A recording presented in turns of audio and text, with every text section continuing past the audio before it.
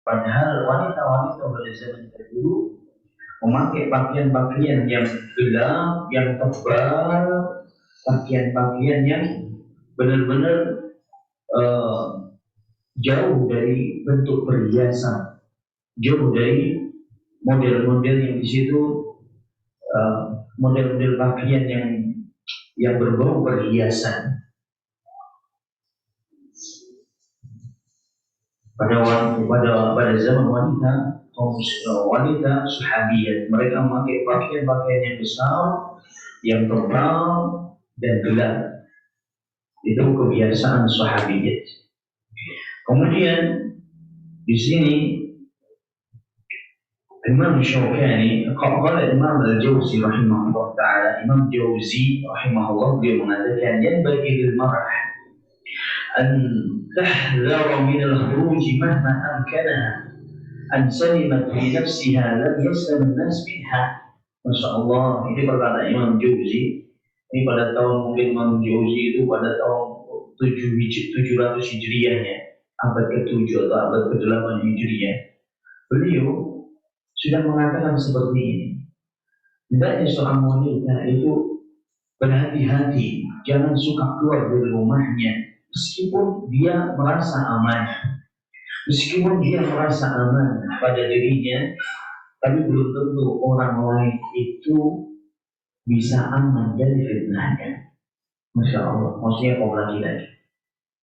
Hendaknya tidak bermudah-mudah, hati-hati kaum wanita keluar dari rumahnya. Meskipun dia merasa aman, belum tentu kaum laki-laki aman dari fitnahnya. Allahu Akbar. فإذا اضطرت إلى الخروج خرجت بإذن زوجها في هيئة عزة. Kalau dia terpaksa harus keluar, maka dia keluar harus dengan izin suaminya atau izin walinya, dengan memakai pakaian yang rizah, pakaian yang usam, jelek. Insyaallah. وجعلت طريقها في المواضع الخالية دون الشوارع. Dan dia berusaha mencari jalan-jalan yang kosong, yang tidak ramai, jalan yang sepi. Nanti kalau di Palembang jalan sepi, di Begal. Duna syawari wal aswaq, bukan tempat-tempat yang keramaian seperti tempat-tempat pasar apa, pasar Minggu, pasar Senin, pasar. Kan di sini ada pasar-pasar yang kaget-kaget begitu. Bukan melewati tempat-tempat yang keramaian. Mahtabazat min sima'i sawtiha wa masyad fi janib min sawtiha min sama'i sawtiha wa masyad fi janib tariqi dhati wasatiha. Dan jika dia berusaha untuk menahan diri, jangan sampai angkat suara. Ini ummahat, ini maaf, ini di antara ummahat kurang bisa, maaf saya katakan ini di mana-mana kurang bisa menjaga suara. Terutama di sini ada laki-laki angkat suara, bahkan ada yang tawa-tawa, angkat suara tawanya. Padahal di situ ada laki-laki yang bukan mahramnya. Ini kebiasaan buruk yang harus diperbaiki. Ini PR dari saya. Nggak di sini, nggak di mana-mana. Nggak di sini, nggak di kajian di Lunjuk Jaya kemarin, di markas kita, nggak di Bakti, ya di Masjid Al-Jihad. Masya Allah, sampai di Masjid Al-Jihad itu saya haramkan wanita hadir pengajian saya. Ngomongnya kenceng banget, keras sampai nggak dipali. Masya Allah, kajian saya itu di Pali itu masjidnya full penuh. Jadi orang bicara dikit aja sudah terdengar suara. Ini jangan, hendaknya dia berhati-hati jangan sampai orang mendengar suaranya dan berusaha dia untuk berjalan di pinggir jalan, bukan berjalan di tengah jalan.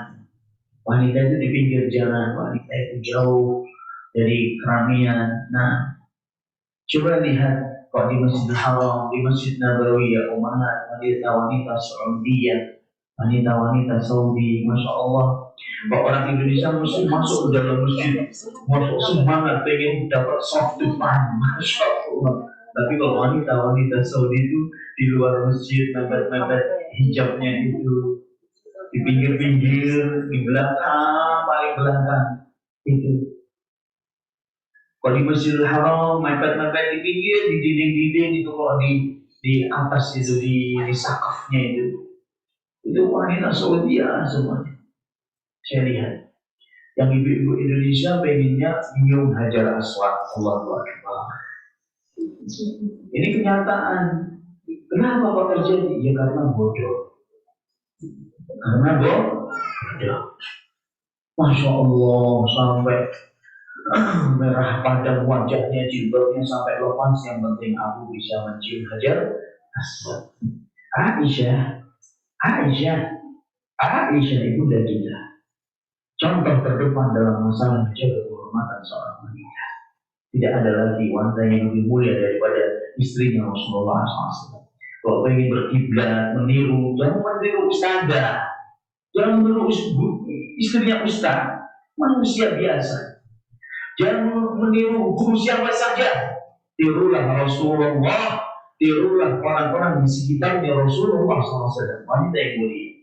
Aisyah, ketika ada seorang wanita berbangga di hadapan dirinya, berbangga dengan bangganya dia mengatakan, ya ummul mukminin, qabbaltul hajar, alhamdulillahilladzi alhamdulillahilladzi manahanillah bi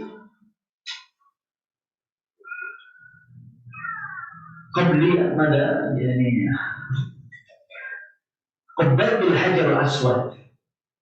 Dengan bangganya mengatakan, wahai ummul mukminin, aku sudah, alhamdulillah, aku bersyukur aku bisa mencium Hajar Aswad. Apa dijawab oleh ummul mukminin Aisyah? Idan tuzahimur rijal, tuzahimur rijal diingkari. Berarti kamu tuh desak-desakan sama laki-laki. Berarti kamu desak-desakan sama laki-laki. Diulang 3 kali. Ini wanita yang benar-benar subhanallah. Aisyah, ibunda kita yang mulia, contoh yang paling sempurna dalam masalah menjaga kehormatan seorang wanita. Anda anjurkan akhwat, ummahat, saya anjurkan ummahat banyak membaca kehidupan istri-istri Nabi SAW. Saya anjurkan baca banyak sekali di internet, browsing ketemu Aisyah bagaimana kemuliaannya. Nah, wanita-wanita yang sempurna ini seperti Khadijah, gimana kesetiaannya, gimana khidmatnya kepada Nabi Muhammad SAW. Fatimah, bagaimana kesederhanaan beliau. Ini bunda kita radhiyallahu ta'ala. Fatimah dengan kesederhanaan hidup beliau bersama Ali bin Abi Thalib. Coba dilihat itu dari dekat, biar kita ini tidak mudah tuh banyak menuntut. Rasulullah, tahu Rasulullah coba? Rasulullah, tidak tahu ya, ini bahasa Ukraina ini. Rasulullah itu yang nggak kona'ah, dikit-dikit ngeluh. Tiap bulan pengennya beli baju baru di akhwat. Coba lihat Fatimah radhiyallahu ta'ala akan kesederhanaannya. Lihatlah istri-istri Rasulullah SAW. Ini subhanallah. Merinding kita bacanya jemaah. Ya Tuhan, mana generasi-generasi seperti ini sekarang ini kita cari? Mana ya Allah wanita-wanita yang benar-benar komitmen dengan sunnahnya Rasulullah Sallallahu Alaihi Wasallam yang benar-benar yang diikuti adalah ummahatul mukminin. Mana putri-putri Aisyah, putri-putri generasi Khadijah sekarang? Allahul musta'an. Allahul musta'an. La haula wa la quwwata illa billah. Dan kalau ada ikhwah, kok bilang sama Ustaz, ada akhwat ya Ustaz untuk anak, carikan ya akhir. Susah nyari akhwatnya yang seperti yang kita lihat dahulu, yang kita dapat di dahulu sekarang. Tidak tahu ada nggak akhwatnya benar-benar multazimat, hafifat, komitmen dengan agama, menjaga kehormatannya, tidak mudah keluar, dari rumahnya, tidak terfitnah dengan HP-nya. Apakah ada, masih ada sekarang? Subhanallah. Ya Allah, ya Allah. Sedih rasanya kadang-kadang. Kita sebagai kaum laki-laki ini sedih demi Allah melihat generasi akhwat sekarang ini. Sampai pun akhwat kita ini notabene di pondok pesantren, Pak. Sedih melihatnya. Adanya cuma kita wa ilallahi musta'an, hanya kepada Allah kita mengadu. Nah, maka ini tolong diperhatikan, sebisa mungkin kita tidak keluar kecuali memang untuk darurat, untuk hal yang benar-benar kita butuhkan seperti taklim seperti ini. Tidak mudah-mudah kita shopping, belanja itu yang belanja sekarang ini kaum laki-laki, suruh suaminya belanja. Nah, kalau main benar-benar harus belanja harus temani suaminya, kok benar-benar harus keluar. Tapi jangan jadikan kebiasaan. Nah, sebisa mungkin tidak banyak keluar. Baik. Juga Imam Syaukani banyak sekali kemahan dalam kitab Nailul Awtar beliau mengatakan al-hadits fihi annahu yustahabbu lil-imam mura'at ahwal al-mu'minin. Disunahkan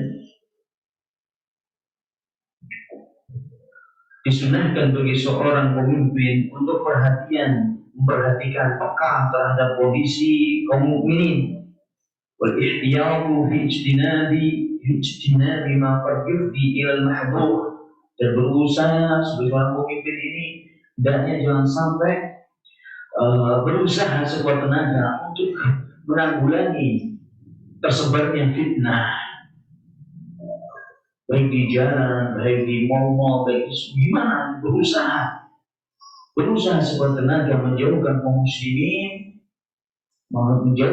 muslimin secara khusus dan kaum muslimat dari fitnah-fitnah.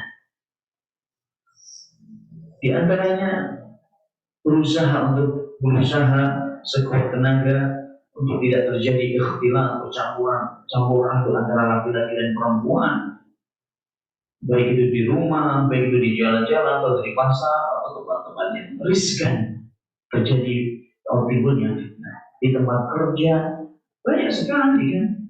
Sudah survei membuktikan tidak bisa dibohongi terjadinya cinta lokasi, cinta yang terlarang. Gara-gara sering lihat di kantornya, akhirnya kan berbuat serong dengan sekretarisnya, dengan teman sejawatnya.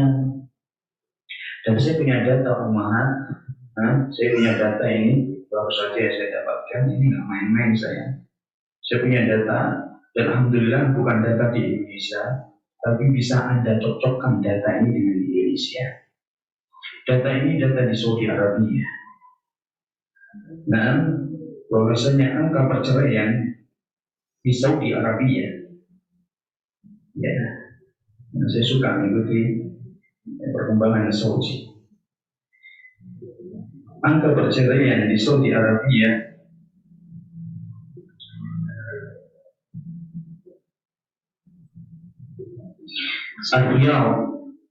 Riyadh ini tahun 2016, lama banget ini. Nisbatul mutallaqat al-muwaddafat 84. Angka perceraian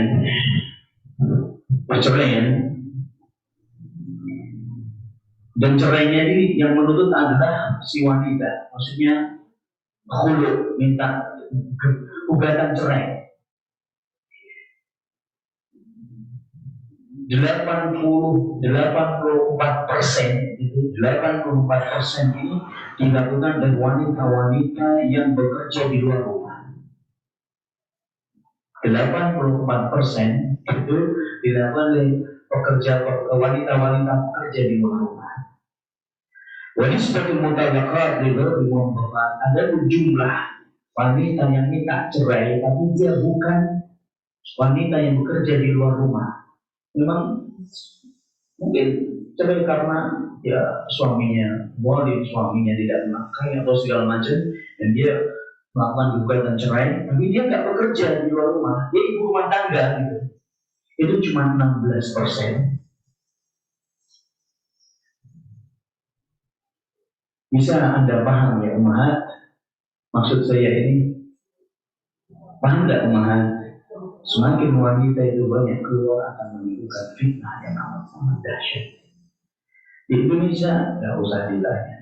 Coba Anda, ini saya berikan tugas ini. Coba Anda datang ke MA, PA bukan MA, PA Pengadilan Agama yang ada di Jagabaring. Cek rata-rata, ini kita berani rata-rata yang melakukan gugatan adalah wanita-wanita yang bekerja di luar rumah.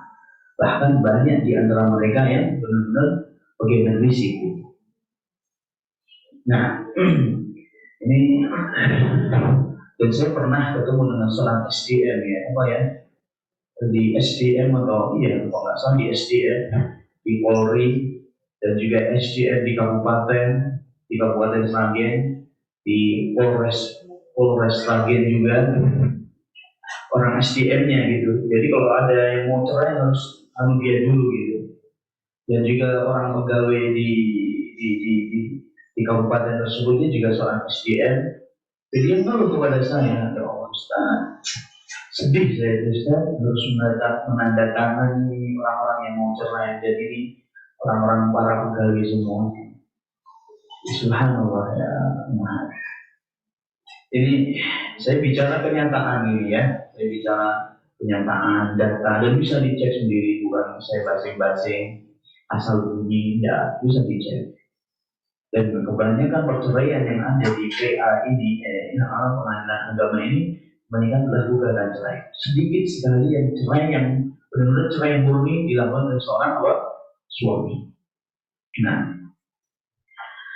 itu di Saudi itu pun tahun 2016. Apalagi sekarang itu 84%, luar biasa.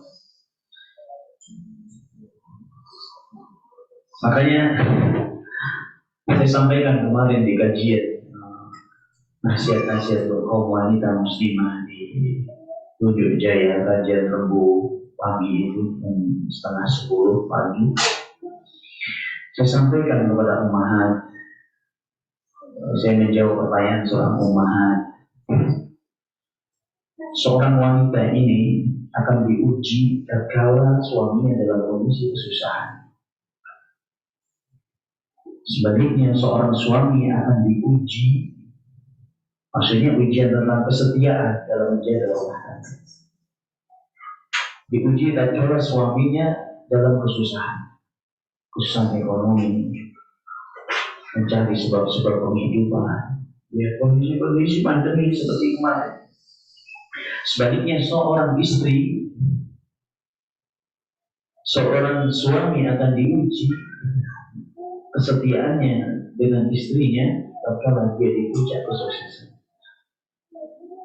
Tatkala dia diuji dengan apa?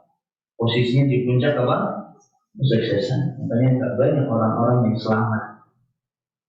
Kalau nikah lagi sih mungkin masih dibenarkan oleh syariat. Permasalahannya bukan nikah lagi, mencari yang haram.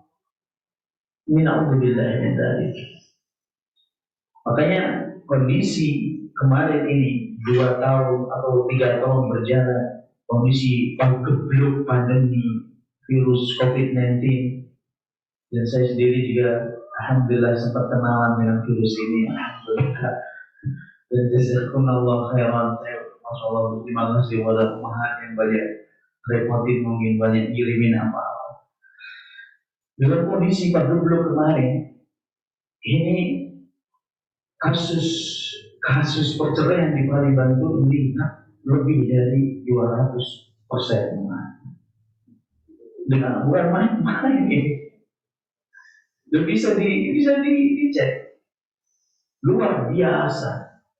Atau kasus Sumatera Selatan selama. Ini kan fenomena yang jadi PR bagi seorang dai, sebagai ustaz. Kita harus, ini beban sekali bagi saya. Khutbah ini PR yang berat bagi kita, bagi saya Pak ya. Saya mikir, kenapa kok seperti ini? Ini ada sesuatu yang tidak benar. Ada apa? Ada apa? Banyak faktor yang jelas. Nah, baik. Makanya ini akhwat yang belum menikah, jangan dikira nikah itu happy aja. Honeymoon yang dipikir kayak gitu bisa jadi bukan jadi honeymoon, jadi bawang moon nanti. Bukan bulan madu, bulan bawang, bulan asam, bulan apa itu terasi, bisa jadi. Makanya jangan dipikir enaknya aja, siapkan diri Anda, perbaiki diri Anda, banyak istighfar, banyak mendekatkan diri kepada Allah, perbaiki diri, jaga yang wajib, perbanyak ibadah-ibadah sunnah, sibukkan diri dengan hal yang bermanfaat, banyak berpikir kepada Allah, basahi lisan-lisan kita dengan tasbih, tahmid, takbir, istighfar kepada Allah, minta jodoh yang benar-benar sekufu dengan Anda, dan saleh yang komitmen dengan agama. Orang yang komitmen dengan agama, orang yang takut pada Allah. Kalau dia membencimu dengan membenci dengan pandang dengan kacamata syariat, dan dia akan menyayangimu sesuai dengan koridor syariat, tidak berlebihan. Nah, seperti itu. Jadi jangan pokoknya impianku begini, ini setan nanti yang masuk. Hati-hati. Selanjutnya, Imam Nawawi rahimahullah ta'ala dia menyebutkan dalam masalah hukum dalam sholat, perbedaan antara kaum laki-laki dengan perempuan dalam masalah di sholat berjamaah, dalam masalah sholat berjamaah. Wa yukhalifun nisa wal rijal fi sholat berjamaah. Imam Nawawi dia mengatakan jelas berbeda laki-laki dengan perempuan dalam hukum-hukum dalam masalah sholat berjamaah. Perbedaannya yang pertama, yang ditulis la tata'akkadu bi haqqihinna tata'akkudiha rijal. Tidak ada penekanan bagi seorang wanita untuk sholat berjamaah. Tidak ada penekanan. Ini kewajiban bagi seorang wanita sebagaimana diwajibkan kepada seorang laki-laki muslim. Ini yang pertama. Al-thani, yang kedua, takifu imamatahunna wasatahunna. Imam seorang wanita ketika sholat berjamaah bukan maju kayak imam di masjid itu, bukan maju ada tempat mihrabnya, bukan. Tapi imam bagi seorang wanita ketika sholat berjamaah, imamnya ada di mana?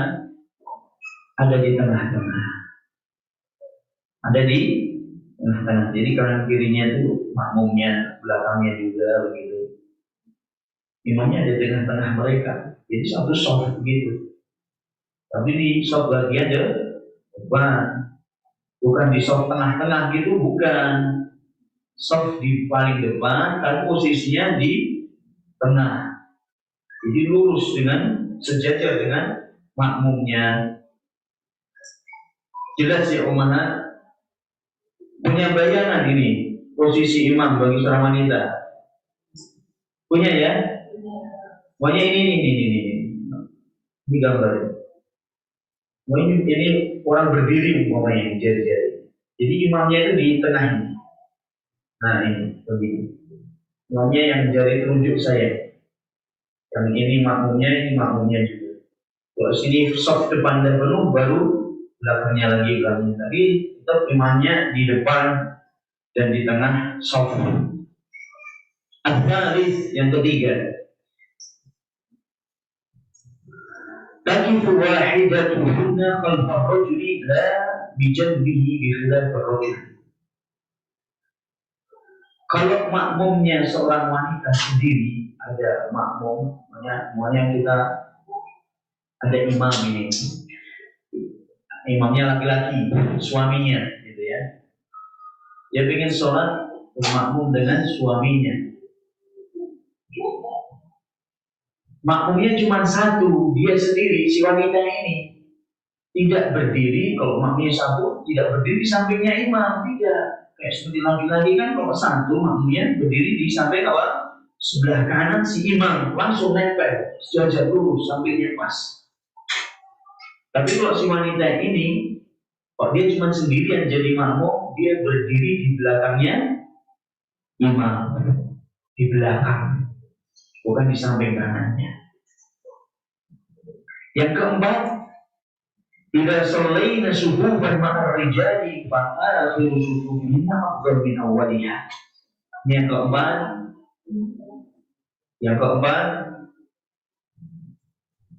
kalau dia sholat bersama kaum laki-laki banyak di masjid, maka sof yang paling belakang dari sof-sof wanita ini itulah yang paling utama. Itulah sof yang paling apa? Utama. Karena jauh dari pandangan laki-laki. Pada zamannya Rasulullah SAW bukan Ka'bah dan tidak ada hijab pemahaman masjidnya. Di sini Rasulullah SAW setahu saya sampai hari ini, ya saya coba mentelaah baca kitab, tidak ada hijabnya antara laki-laki dengan perempuan. Tapi wanita-wanita ini keluar di waktu-waktu apa? Gelap. Sholat yang gelap seperti sholat apa? Isya, bukan sholat maghrib, sholat Isya sama sholat subuh saja. Begitu. Jadi bukan zuhur asar maghrib ke masjid terus, tidak. Waktu yang gelap aja, Isya. Banyak Rasulullah SAW dalam hadis yang sahih, ayyuma imra'atin istaqtarat, ayyuma imra'atin kharajat, ayyuma imra'atin masatil bukhur fala yashhad atau fala tashhad ma'ana al-isya al-akhirah. Dalam hadis yang sahih, barang siapa saja dari kaum wanita yang menyentuh minyak wangi, parfum, bukhur itu parfum yang spesial di Saudi sana, di Arab. Yang menyentuh bukhur, hendaknya jangan ikut sholat isya bersama kami. Karena biasaan mereka keluarnya di sholat awal isya dan subuh.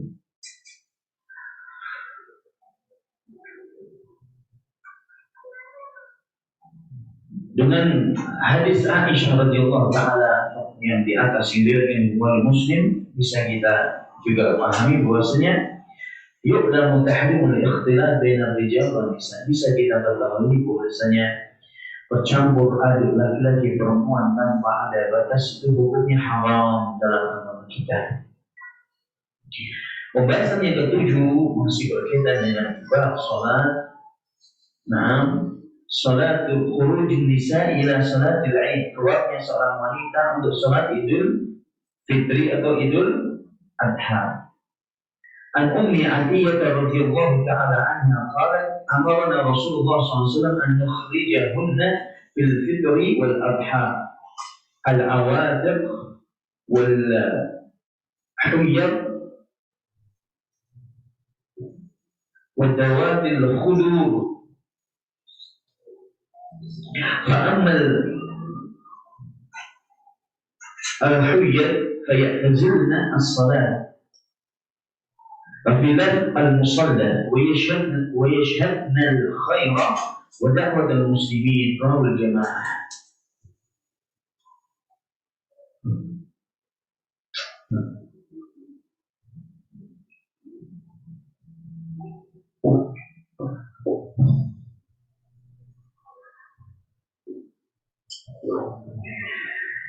Dari Ummu Atiyah radhiyallahu taala anha, beliau berkata, Rasulullah SAW memerintahkan kami para kaum wanita untuk mengeluarkan para wanita-wanita, untuk mengeluarkan seluruh wanita-wanita di hari raya Idul Fitri dan hari raya Idul Adha.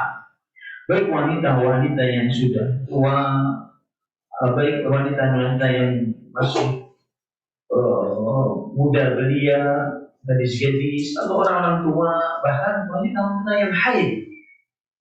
Wanita-wanita yang haid. Ada pun wanita-wanita yang haid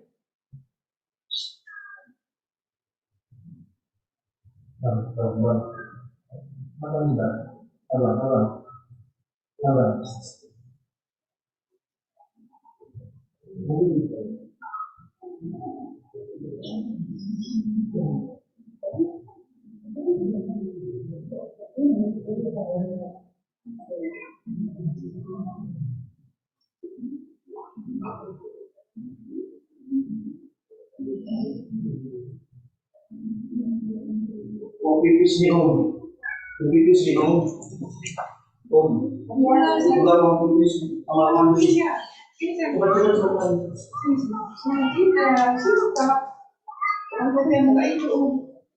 Bisa.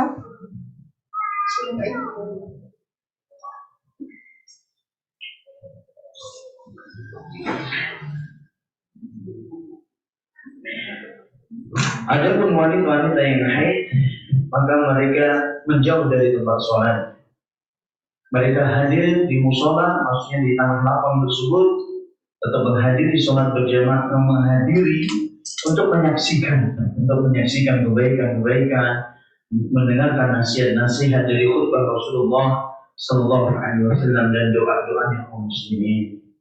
Nah, tapi menjauh, cuma mereka menyaksikan saja.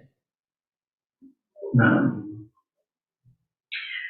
kalau Imam Syukani mengatakan hadis ini menunjukkan akan disyariatkannya seorang wanita untuk keluar sholat Idul Adha dan sholat Idul Fitri, dan tidak dibedakan oleh Rasulullah SAW seluruh wanita, baik yang tayyib, janda, atau masih gadis, atau yang sudah tua, yang sudah menopause, sudah haid, bahkan yang haid sekalipun.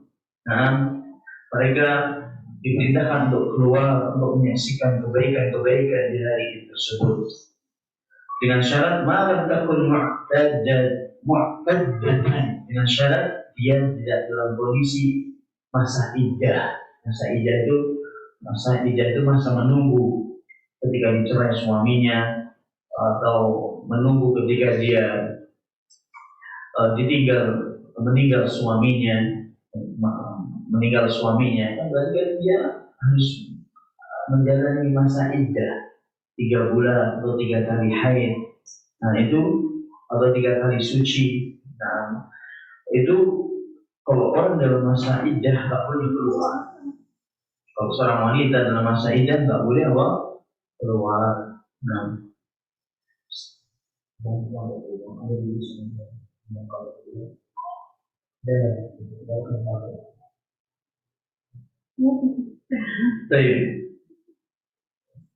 jadi itu kalau dia dalam masa iddah nggak boleh keluar rumah yang baru ditinggal suaminya, masih meninggal suaminya, jangan keluar, nggak boleh keluar selama masa iddah. Nggak boleh berhias, Kalau seandainya benar-benar darurat harus keluarlah di malam hari. Nah, ini hukum-hukum masalah iddah khusus ini. Faqad akhbara al-mu'minat anna salatuhunna fil buyuti afdal lahunna min syuhudil jum'ah wal jama'ah ila al-'id fa innahu amarahunna bil khuruj fihi. Juga Syekhul Islam Taimiyah mengatakan bahwasanya para wanita pada zamannya Rasulullah SAW, mereka sholatnya di rumah-rumah mereka, dan itu adalah pilihan yang lebih tepat, keutamaan yang diberikan oleh syariat, pilihan yang paling utama dari Allah dan Rasulnya SAW. Sholat mereka yang paling utama adalah di rumah-rumah mereka, dan mereka tidak menyaksikan sholat jamaah dan sholat Jumat juga, kecuali Idul Adha, Idul Fitri. Apa sebabnya kok hari raya Idul Adha dan hari raya Idul Fitri dianjurkan untuk keluar? Sebabnya yang pertama, annahu fis-sunnati marrataini, fis-sanati marrataini, qabla ikhtilaf al-jum'ah wal jamaah. Karena Id Fitr, Idul Adha dalam satu tahun cuma 2 kali. Beda halnya dengan sholat Jumat dan sholat berjamaah. Yang kedua, annahu laysa lahu badalun khilaf al-jum'ah wal jamaah, fa inna salataha fi baitiha adh-dhuhr wa jum'atuha. Adapun Idul Fitri ini nggak bisa diganti.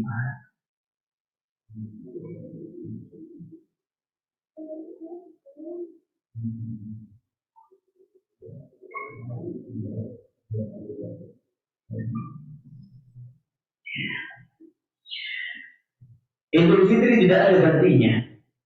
Idul Adha tidak ada gantinya. Beda dengan sholat Jumat. Sholat Jumat, kalau nggak sholat Jumat berarti sholat apa seorang wanita? Kalau nggak sholat Jumat berarti sholat apa di rumahnya? Sholat zuhur. Nah itu buat sholat zuhri dua Jumat. Nah, sholat zuhur di hari Jumat itulah Jumatnya seorang wanita. Nah, Id nggak ada gantinya. Sebab yang ketiga, أنه خروج إلى الصحراء لذكر الله هو شبيه بالحج من بعد الوجوب ولهذا كان العيد الأكبر في موسم الحج موافقة للحجيج. نعم. Dan keluar ke Sahra, keluar menuju padang pasir, padang yang lapang. Ini menyerupai seorang yang haji, syabihun bil haji, menyerupai haji dari berapa sisi. ولهذا كان العيد الأكبر في موسم الحج موافقة للحجيج. Ya, karena Id yang paling besar Idul Adha, kita keluar di waktu Id, terutama Idul Adha. Ini seperti kita menyerupai orang-orang yang sedang haji, mereka juga keluar ke tempat yang luas, keluar untuk lempar jumrah, keluar untuk melakukan ibadah-ibadah tertentu, keluar mereka ke Mina, terus Musdalifah sebelumnya, bahkan sebelumnya ke Arafah, kumpul mereka, kumpul dari tempat di dalam tempat. Dari sisi ini kita menyerupai ibadah haji. Nah, makanya Id yang paling besar, Idul Adha ini kan hari haji dilakukan. Idul Adha kan di tanggal 10 Dhul Hijjah, itu kan bulan haji atau hari haji. Nah, ini di antara sebab-sebab kenapa di Idul Adha dan Idul Fitri seorang wanita dianjurkan untuk keluar.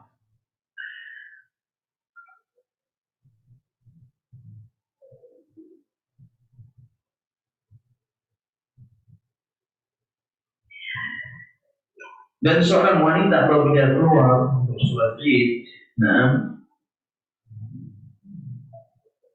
إذا خرجنا استحب خروجهن في ثياب بردة ولا يلبسن ما يشهرهن ويستحب أن يتنظفن بالماء ويكره لهن الطيب. Hendaknya dia pakai ketika keluar pakai baju yang besar, tebal,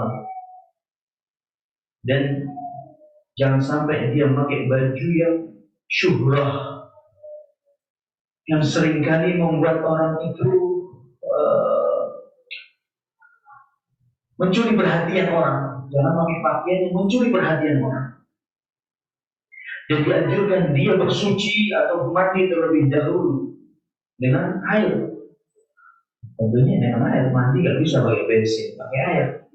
Wajiblah lahun nanti, dan dibenci dan dilarang baginya untuk pakai parfum. Hada kullu hukmul ajaiz alawati la yushtahin wa nahwihin. Wa amma syabah hadal jamal وما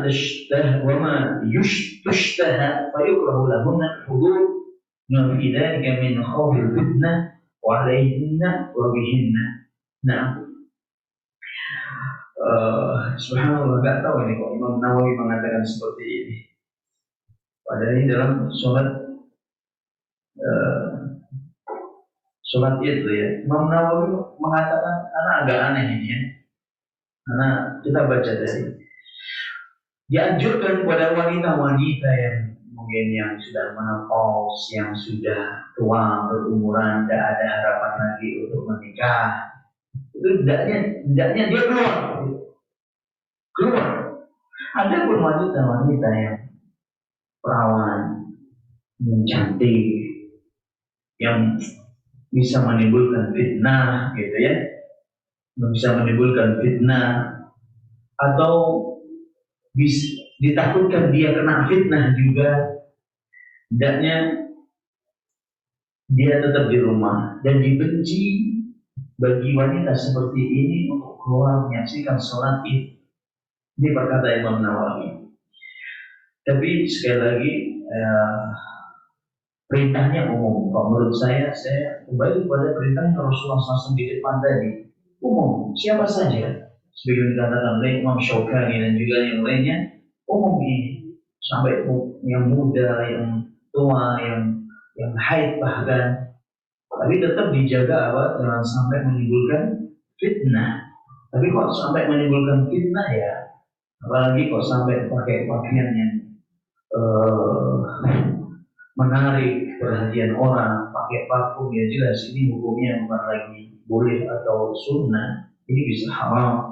Nah, hendaknya dijaga hal seperti ini. ثبت في صحيح عن عائشة رضي الله تعالى عنها لو أدرك رسول الله صلى الله عليه وسلم أحدث النساء فمنعهن كما منع النساء بني إسرائيل. Imam Nawawi meriwayatkan hadis yang sahih di atas karena Aisyah radhiyallahu taala anha mengatakan, seandainya Rasulullah SAW menyaksikan apa yang kami saksikan sekarang ini, pasti Rasulullah SAW melarang wanita-wanita muslimah keluar dari rumahnya untuk sholat di masjid-masjid sebagaimana Bani Israel melarang wanita-wanita mereka. Nah, untuk fi aslina asyad.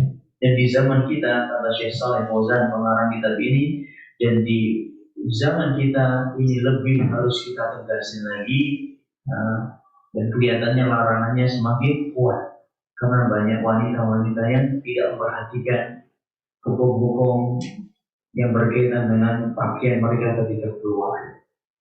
Nah, makanya juga masuk akal juga perkataan Nawawi tadi. Meskipun saya agak kaget, ternyata Imam Nawawi berdalil ya umahat dan akhwat. Intinya singkat kata, kita keluar ini jangan sampai menimbulkan fitnah. Yang pertama, yang kedua jangan sampai kita juga terfitnah. Makanya dituduhkan pandangannya. Kan di situ banyak laki-laki, pemuda yang keluar juga. Dan kita tunjukkan pandangan kita dari mereka. Jauhi dari keramaian, jalan di pinggir jalan, tidak angkat suara, tidak menimbulkan fitnah, dan juga tidak usahakan tidak terfitnah. Nah, baik. Kenapa kok seperti itu? Ya Ummahat, kalau Imam Jauzi rahimahullah, qultu qad bayyana anna khuruj nisa mubah. Imam Jauzi ini perkataan yang amat sangat adil, pertengahan. Dia mengatakan bahwasanya keluarnya wanita, hukum keluarnya wanita itu boleh. Lakin idza khifat al-fitnah bihinna aw minhunna fal imtina'u min al-khuruj afdal. Tapi kalau ditakutkan keluarnya mereka menimbulkan fitnah atau mereka terfitnah, menimbulkan fitnah maksudnya laki-laki terfitnah dengan keluarnya, atau dia keluar dengan terfitnah kaum laki-laki, maka melarang mereka untuk keluar itu lebih utama, kata Imam Jauzi. Di anna nisa as-sadr al-awwal, karena wanita-wanita pada zamannya Rasulullah sallallahu alaihi wasallam kunna ala wadi ma nasha'a nisa'un nisa'u hadha zaman alaihi wa kadhalika rijal. Karena wanita-wanita yang hidup pada zamannya Rasulullah sallallahu alaihi wasallam, mereka tumbuh berkembang tidak seperti tumbuh berkembangnya wanita-wanita di zaman sekarang ini. Mereka di atas pendidikan tarbiyahnya Rasulullah SAW, di atas pendidikan para sahabat yang luar biasa tinggi dan besarnya takut mereka kepada Allah dan Rasulnya. Allah musta'an ya Allah, Allah musta'an ya akhwat ya ummahat. Kalau bicara tentang sahabat, Allah musta'an. Makanya saya anjurkan tadi, bacalah kehidupan wanita yang mulia di antara Rasulullah SAW, yang hidup di sekitarnya Rasulullah SAW, biar semakin lembut hati ini. Maaf ya, saya bukannya tidak percaya kajian kita ini tidak cukup untuk mentarbiyah kita, enggak, bukan itu maksud saya. Tapi dengan kita melihat wanita-wanita yang sempurna, yang salihat, di puncak kesalihan mereka itu, puncak kesempurnaan dalam keimanan dan ketakwaan, akan semakin melunakkan hati kita. Semakin kita paham hakikat kehidupan ini, semakin paham seperti ini kehidupan mereka, begini hubungan mereka dengan Allah dan Rasulnya Sallallahu Alaihi Wasallam. Nah, adapun kita ini, ya ustazah atau ustaz atau siapa saja yang kita saksikan di sekitar kita ini, bukan sebagai panutan, kita cuma hanya sedang membaca aja. Tapi amal ibadah kita Allah besar jauh dari harapan. Demi Allah ya umat, kalau seandainya Anda tahu dosa yang kita lakukan, mungkin umat tidak ada yang lagi yang mau datang ke sini. Kok bukan karena Allah menutupi aib kita. Demi Allah saya ucapkan, kalau seandainya Anda tahu dosa kita, mungkin umat langsung keluar lewat depan saya, langsung meludahi wajah saya. Mungkin. Kalau bukan karena sitrullah, kalau bukan tabir yang Allah tutupi kepada kita, sehingga Allah tutupi aib kita. Makanya alhamdulillah anak juga tenang sekali. Tidak ada dalam Al-Quran laqad kana lakum fil asatidah Palembang uswatun hasanah. Tidak ada dalam ayat Al-Quran sesungguhnya pada diri ustaz-ustaz muda di Palembang suri teladan yang baik buat kalian. Tidak ada. Yang ada laqad kana lakum fi rasulillahi uswatun hasanah. Sesungguhnya pada diri Rasulullah SAW ada suri teladan. Sesungguhnya pada wanita-wanita di sekitar Rasulullah ada suri teladan yang baik buat kalian. Nah, kamulat minar rijali kuthur, wa kamulat minan nisa'i illa arba'. Laki-laki yang sempurna kata Rasulullah SAW banyak, akan tapi tidak sempurna dari wanita dari umatku ini kecuali 4 orang saja. Siapa mereka? Asyatu bintu Muzahid, imra'atu Fir'aun. Asyah, istrinya siapa? Fir'aun. Ajib ya akhwan. Ajib jiddan ya akhwan. Ya Allah, Asyah, wanita yang sempurna, terhebat, tersempurna pada zamannya, wanita salihah, terdepan dalam kesalihannya di zamannya, seluruh dunia dia pada zamannya. Nikah dengan laki-laki yang paling bejat pada zamannya. Allah musta'an. Allah musta'an.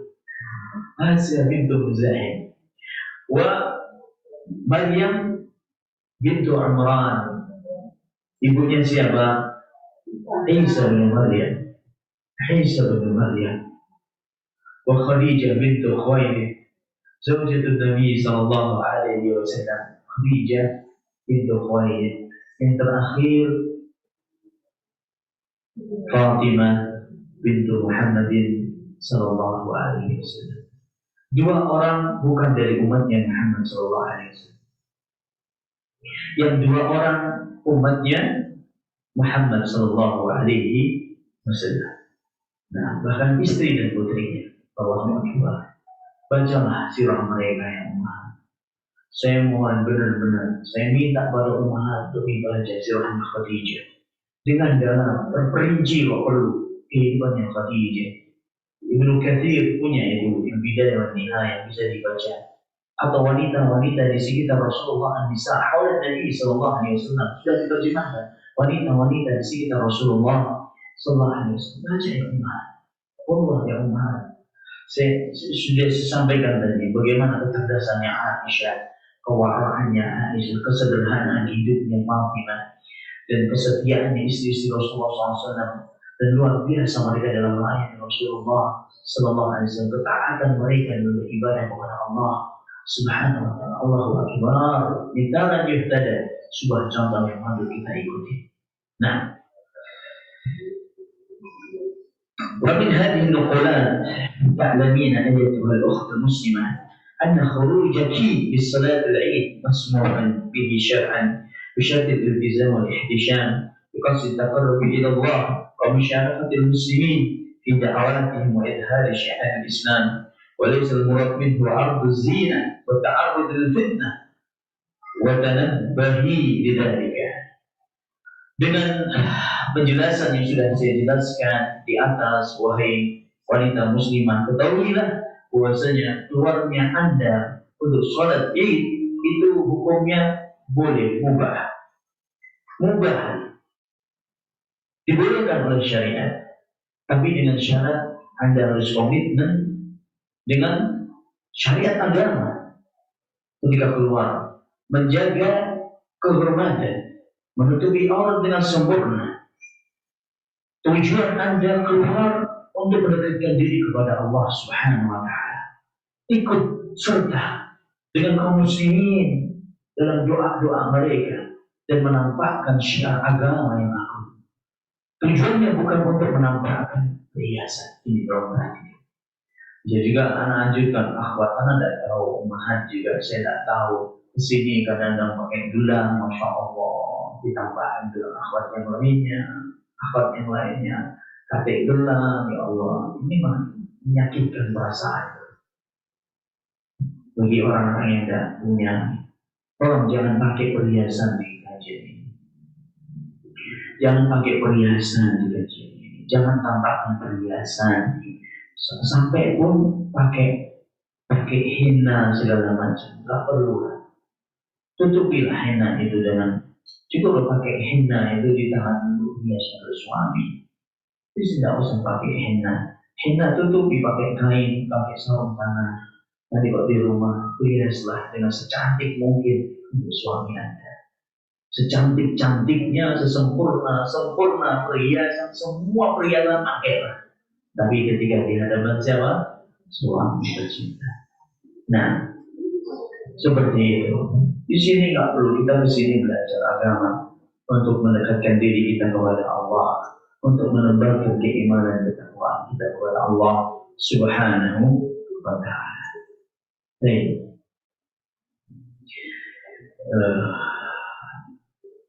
Cukup atau kita teruskan? Buka tanya jawab atau kita lanjutkan?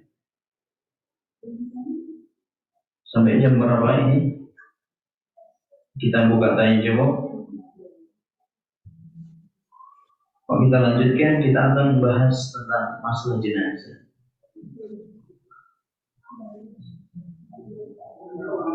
Untuk kita buka pertanyaan kemana?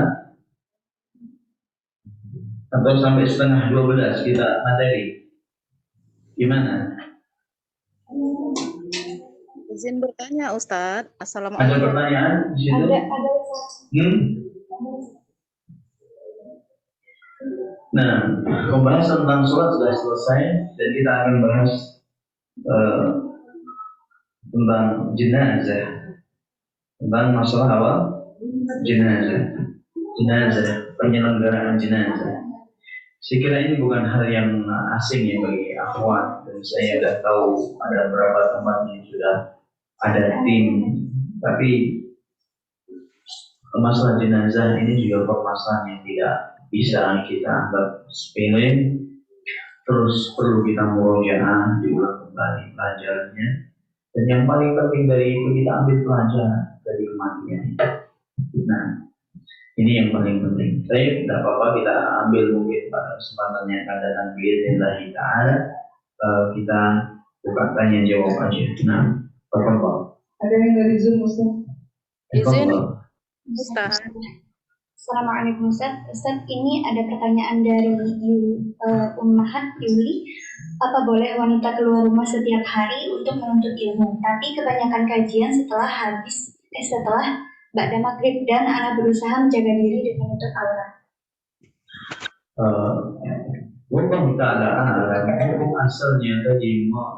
Hukum asalnya keluar seorang wanita.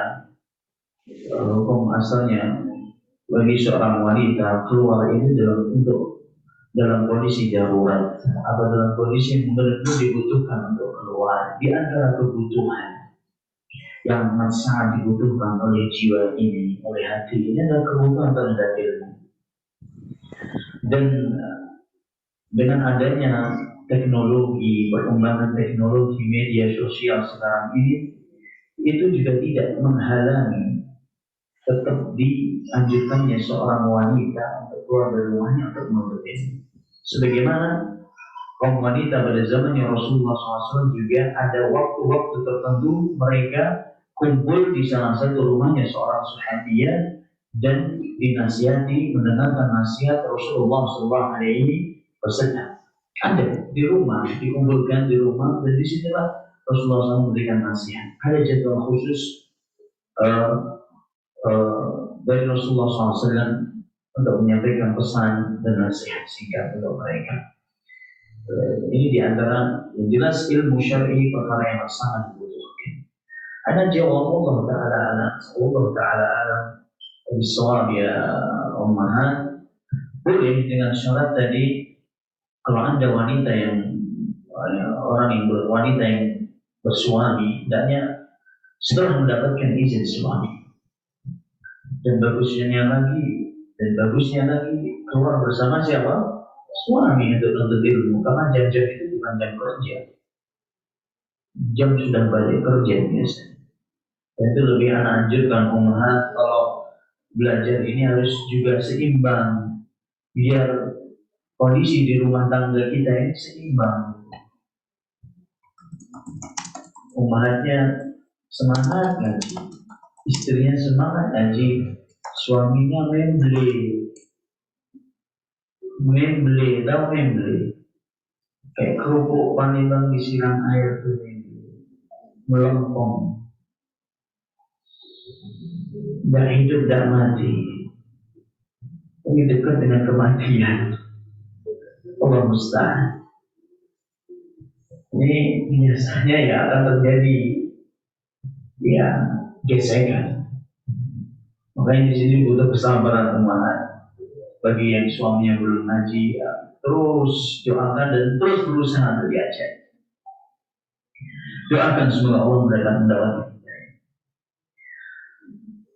Dan tolong dijaga tadi adab-adab keluar di seorang wanita, tidak bersolek, tidak berhias, tidak pakai parfum, dan menjauh dari tempat-tempat yang bisa menimbulkan fitnah, dari keramaian seperti yang saya sampaikan tadi atau yang disampaikan oleh Syekh. Dan Allah Taala.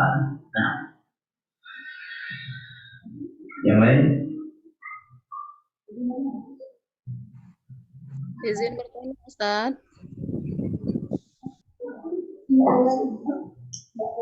Cuma satu itu pertanyaannya.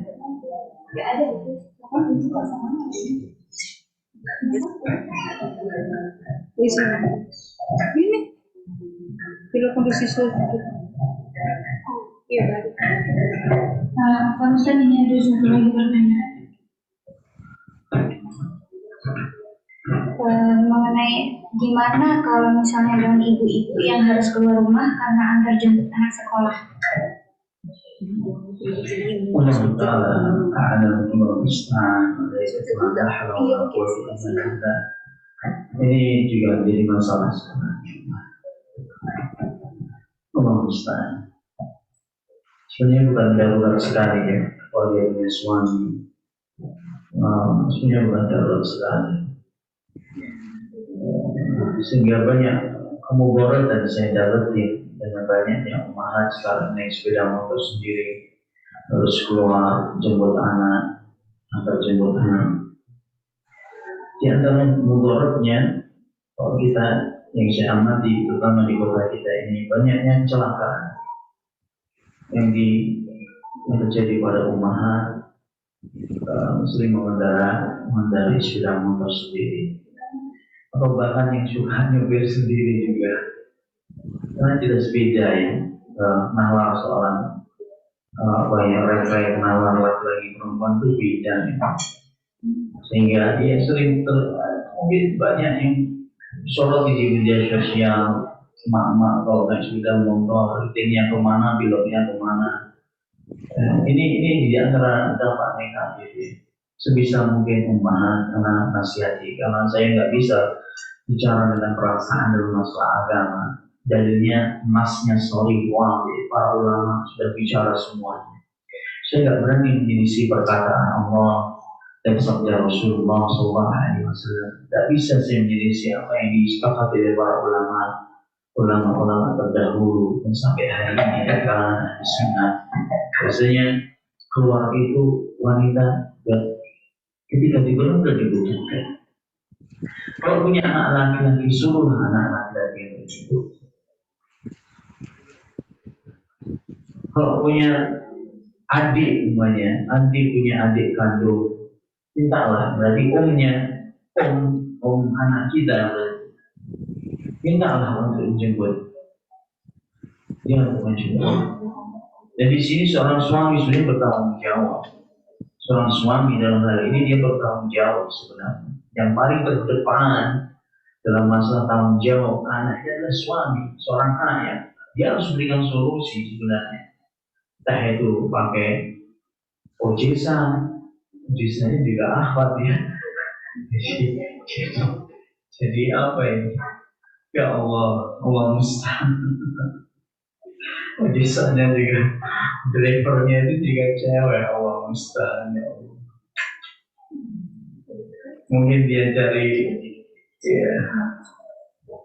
Allah musta'an. Yang jelas suami bertanggung jawab. Kalau anaknya masih kecil-kecil biasa digojekin bisa, tidak ada masalah. Nah masih kecil-kecil. Tapi kalau sudah besar SMP ya ini yang agak tambah repotnya agak tambah. Nah, dalam hal ini ukhti atau ummahat yang paling bertanggung jawab adalah suaminya. Harus bisa memberikan solusi. Tapi kalau nggak ada semuanya, suami kerja di luar kota, mungkin ada yang kerja 20 hari, 10 hari di Palembang, 20 hari di luar Palembang. Terus tidak ada Ustaz, nggak punya, adik nggak punya, nggak ada anak laki-laki juga. Kita nggak punya juga rewa maksudnya, supir apa nggak punya. Ya berarti kan dalam kondisi darurat. Dalam kondisi apa? Darurat. Dan juga kita mau nyewa orang, kita nggak berani Ustaz zaman kondisi seperti ini. Atau mau nyewa ojesa, ya perekonomian kami tidak terlalu, ya kita pas-pasan, ini cukup untuk hidup 1 bulan. Dan ini ya darurat itu diukur sesuai dengan ya kebutuhannya. Memang kalau benar-benar kita dalam kondisi seperti itu, keluarlah. Tapi keluar jangan mampir-mampir.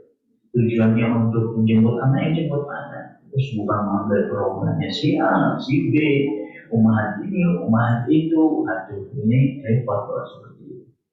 Belanja sana, belanja sini. Belanjalah dekat rumah saja. Ini biasa belanja itu di dekat apa? Rumah saja. Tidak mesti harus ngomong ada toko sudah dekat rumah atau apa minimarket dekat dengan rumah, sudah di situ aja. Kalau ada orang jualan sayur dekat rumah, belanja di situ, tidak usah ke pasar yang besar. Gitu. Kan kok besar-besar kan banyak Ustaz, dan lebih murah Ustaz. Allah musta'an. Susah kitanya ngomong yang umahan kalau kayak gitu itu. Gak ada selesainya. Kalau kita terus dibantahin kayak gitu. Biasakan kita ini untuk menjaga diri. Kita ini sudah lama ngaji loh ya. Tidaknya lama ngaji harus tambah tebal keimanannya, tambah banyak takut kepada Allah Subhanahu. Sebaik-baik wanita yang tidak banyak terfitnah, wanita yang tidak terfitnah dan tidak menimbulkan fitnah.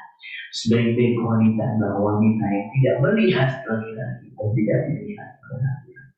Ini ungkapan para sahabat, para ulama salaf kita. Wallahu ta'ala bisawab.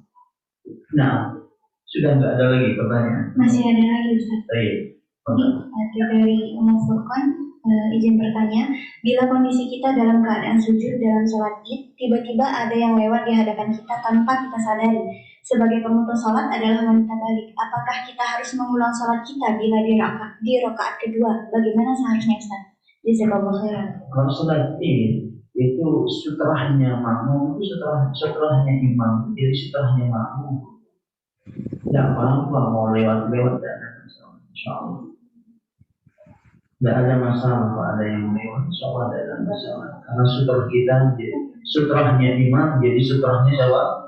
Makmum. Tapi bukan berarti tidak ada masalah itu terus kita biarin.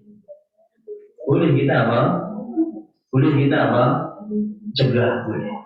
Tapi sutrahnya imam itu menjadi sutrahnya apa? Makmum. Wallahu ta'ala a'lam. Kalau kita sholat sendirian, iya. Kalau kita sholat sendirian, iya kita harus cegah, benar wajib kita cegah. Harus wajib kita cegah. Nah, tapi kalau kita sholat bersama dengan imam, sutrahnya imam itu menjadi sutrah kita. Kita bukan sholat sendiri lagi sekarang. Kita mengikuti siapa? Imam. Allah Ta'ala. Baik. Ini adalah ini Ustaz ada lagi.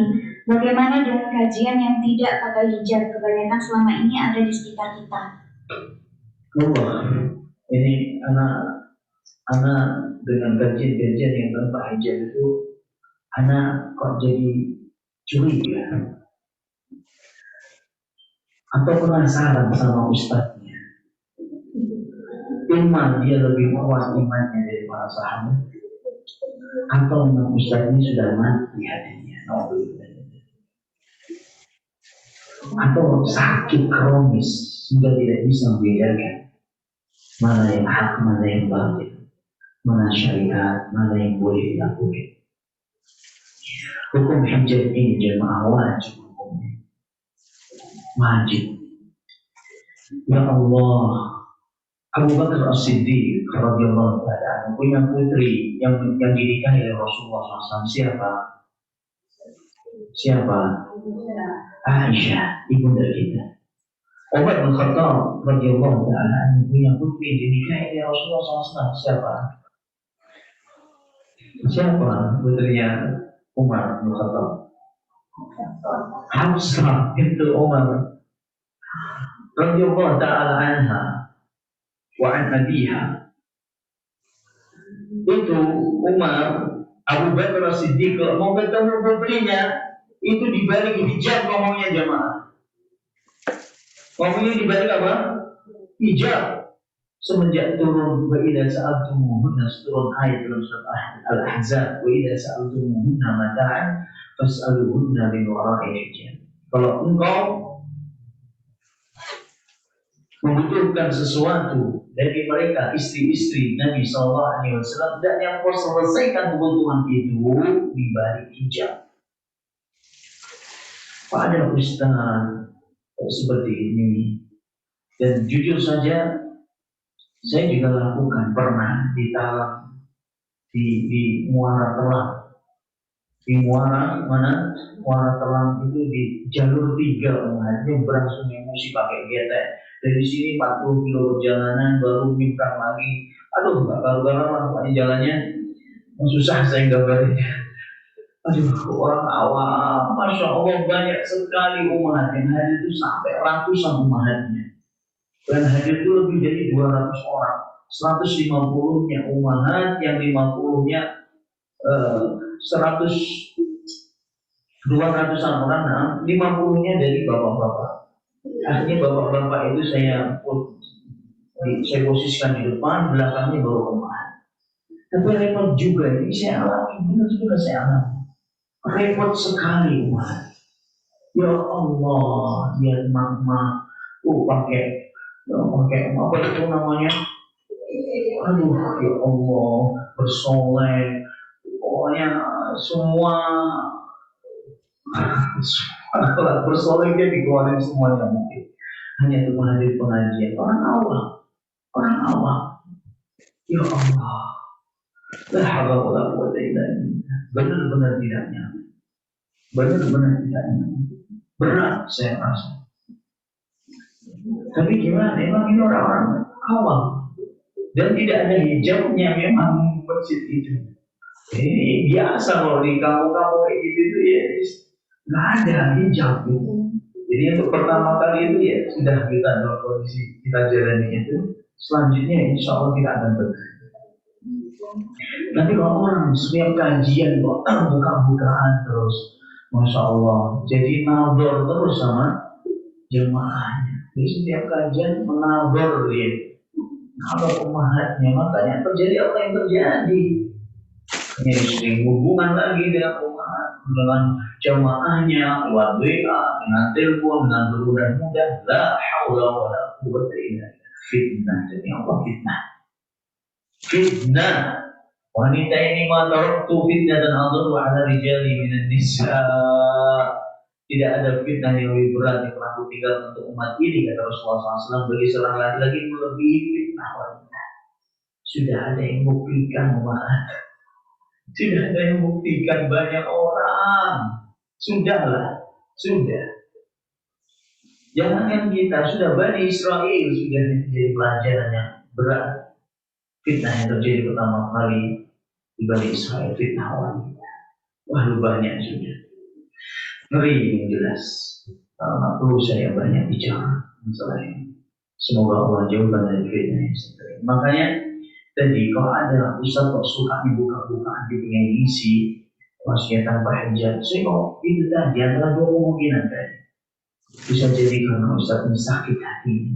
Alhamdulillah kalau sampai mati hatinya tidak bisa membedakan mana maksiat mana itu syariat, atau mungkin keimanannya lebih tebal dari para sahabat. Mungkin Allah Ta'ala. Ya tentunya yang kedua ini nggak mungkin. Nah, Allah mustahil. Dan saya pesan kepada mungkin tak tahu, semoga ada yang nonton juga ini, orang di luar sana, dan para ustaz-ustaz seperti ini hendaknya takut pada Allah Subhanahu wa Ta'ala.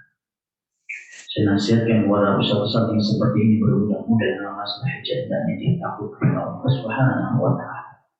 Allah mustahil. Nah, cukup ya atau masih ada? Masih ada lagi, Ustaz.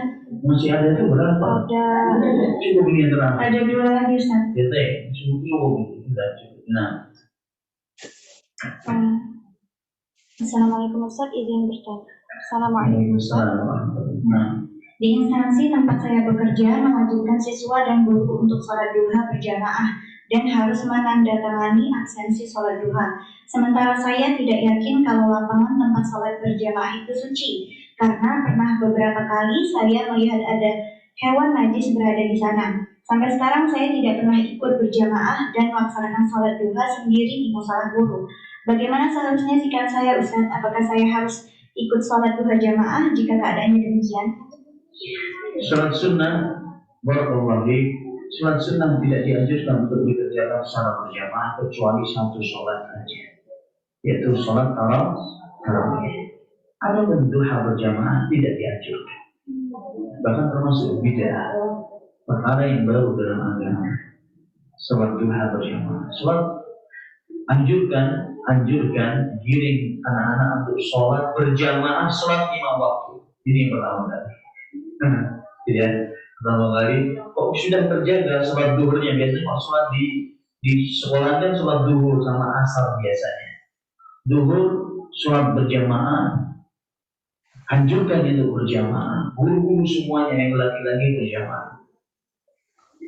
Nah, habis itu kalau bisa menjaga ini, silakan sholat duha, boleh pakai absensi, tapi jangan meyakini bahwa ini hal yang wajib, tapi ini sekedar untuk pendidikan, untuk kebiasaan anak-anak untuk mengerjakan hal-hal yang positif, yang baik. Tapi kerjakan dengan sendirian, jangan berjamaah. Tetap absensi jangan, tapi sholatnya sendirian. Kalau berjamaah tidak ada tuntunannya dari Rasulullah SAW, beliau mengajarkan sholat sunat berjamaah kecuali sholat tarawih, sholat malam. Itu pun hanya sholat tarawihnya itu sholat di malam Ramadan saja. Adapun di luar Ramadan beliau sholat malamnya juga sendirian. Nah, atau sholat seorang istri dengan suaminya atau suami dengan istrinya, dalam beberapa hal boleh, maksudnya tidak menjadi kebiasaan, tapi kadang-kadang boleh dilakukan. Sholat malam berjamaah suami istri boleh, tapi kadang-kadang saja. Atau suami istri atau yang lainnya, enggak cuma suami istri, mungkin dengan anaknya atau dengan siapa, tapi tidak menjadi apa, kebiasaan. Itu boleh dilakukan di luar bulan Ramadan, tapi sholat Tuhan tidak. Ada pun tadi ada najis segala macam, terus anda nggak mau ke situ, itu juga kurang tepat. Bagusnya anda gerakkan untuk adakan pembersihan, peduli lingkungan tempat ibadah, siswanya juga diperintahkan untuk membersihkan terlebih dahulu, seperti itu. Nah, kalau anda tahu itu ada najis, jangan dibiarin, suruh siswa-siswanya untuk membersihkan. Tapi kalau anda lebih cenderung sholat di kantor atau di tempat kerja anda tidak ke masjid, sebenarnya itu lebih utama, itu lebih utama daripada sholat ke masjid. Nah, Allah Ta'ala masalah sholat duha, keutamaan sholat duha mana? Tidak apa-apa saya sebutkan di sini. Rasulullah SAW bersabda, "Man shalla arba'an fi awwalin nahari, kafallahu mu'anatahu fi akhirih. Kafallahu mu'anatahu fi akhirih." Barang siapa yang sholat 4 rakaat di awal hari, maksudnya di pagi hari. Barang siapa yang sholat 4 rakaat di awal hari, maksudnya di pagi hari 4 rakaat, maka Allah akan cukupi kebutuhannya di sore hari. Allah cukupi kebutuhannya di akhir hari itu, maksudnya di sore hari. Ini hadis yang sahih Imam Al-Albani rahimahullah ta'ala. Sebisa mungkin umahan tidak ditinggalkan, sebisa mungkin. Ini gak wajib. Sebisa mungkin dan kita tinggalkan sunnah-sunnahnya Rasulullah SAW, sholat duha. Barakallahu alaihi. Yang terakhir, apakah termasuk keadaan darurat apabila dalam bepergian dan terburu-buru tidak ada yang mengantar, lalu menggunakan aplikasi ojek online, sedangkan untuk aplikasi khusus akhwat belum sempat di-download? download aja sudah. Ya itulah. Ini kan kita mau bermudah-mudah sebenarnya. Hasil akhirnya itu bisa saya ambil kesimpulan bahwasanya kita ini sering kali bermudah-mudah.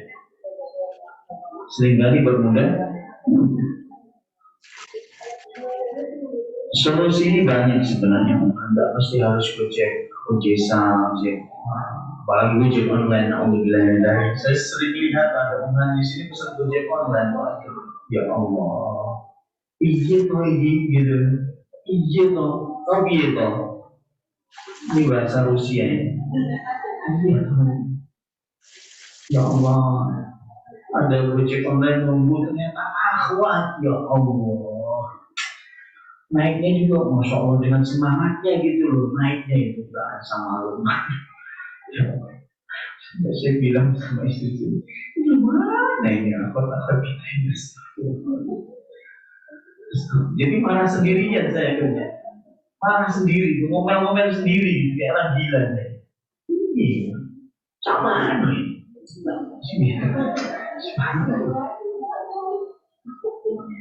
Ya karena kita ini sering bermudah-mudah. Astagfirullahaladzim, na'udzubillah. Kalau anda umumnya nggak ada yang bisa mengatur, ya nggak usah berangkat. Nggak usah berangkat. Gitu.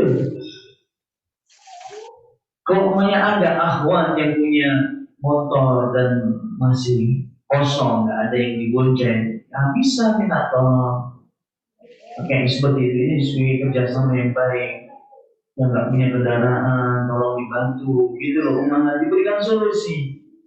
Apalagi punya mobil, ini banyak yang bawa mobil. Ketika mobil anak diperhatiin, turun sendirian, masya Allah. Padahal ada 6-7 bisa masuk itu mobilnya. Ini kan nggak tahu saya, anak nggak baca omongan anak ini. Ini gimana nih musuh? Terus ada yang gojek, apa jauh atau gimana? Kan bisa kan? Cobalah dicek itu umat yang sini tadi yang gojek online siapa? Penting ke sini Kan semua. bisa itu. Dan harus peka umat yang lain yang tahu gitu. Masa saya yang mencari solusi? Ya repot kitanya. Masya Allah. Itu tolong dijadikan solusinya ya. Tolong jadikan solusinya bagi akhlak-akhlak yang masih gojek-gojek ini. Tolong jadikan solusi yang berangkat ke pengajian. Nah, terutama ini yang umat-umat yang bawa mobil, terus turun disetir sendiri, turun sendiri, masya Allah, kok mak-mak ini masya Allah kulitnya gitu loh. Sudah mak-mak tapi masya Allah semangat juga dari nyetirnya, masya Allah. Takut juga kita itu was-was dulu, man. Tapi sebagian mak-mak memang lebih pintar daripada kita yang laki-laki. Tapi ya jangan sendirian gitu loh. Ya ajak lah gitu loh, umat yang lain yang mungkin dia punya cuma kendaraan motor, ajak lah naik begitu. Dan sedekahnya kendaraan itu ditumpangi. Sedekahnya kendaraan itu dia bawa ditumpangi. Nah,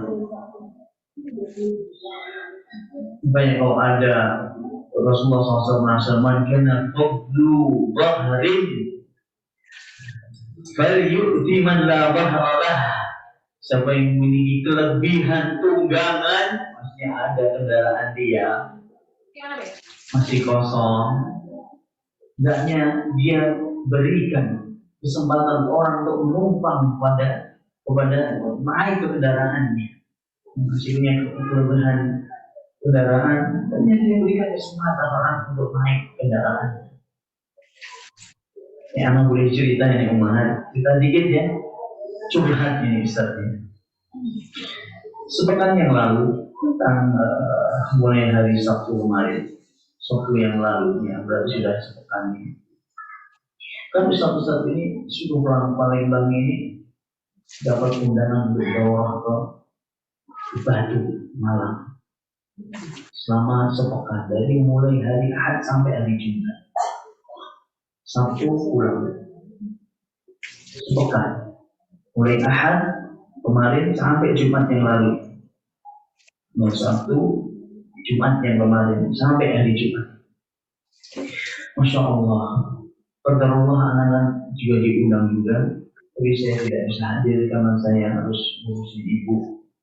Ibu ketepatan ada di sini, Pak Mbak. Dia yang di sini kurang sehat yang dulu.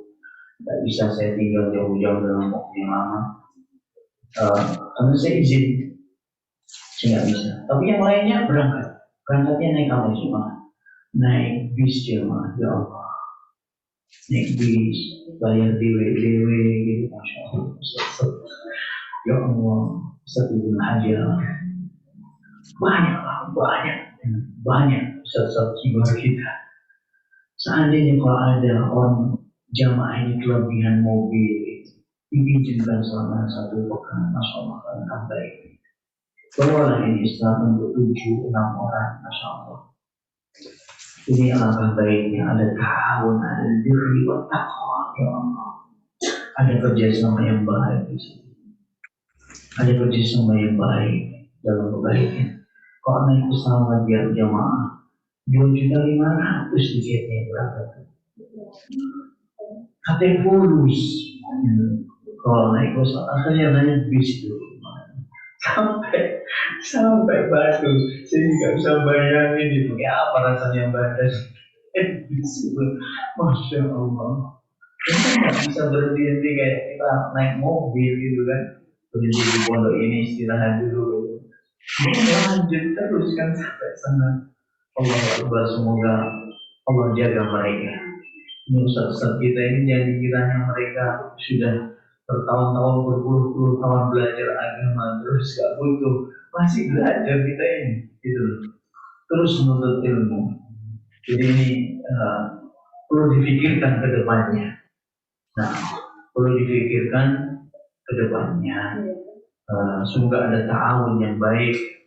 Tapi kalau nggak ada ya nggak usah dipaksa. Kalau ada kelebihan apa tadi kendaraan bisa disedekahkan, maksudnya bisa dipinjamkan kayak seperti itu. Itu ibadah yang luar biasa.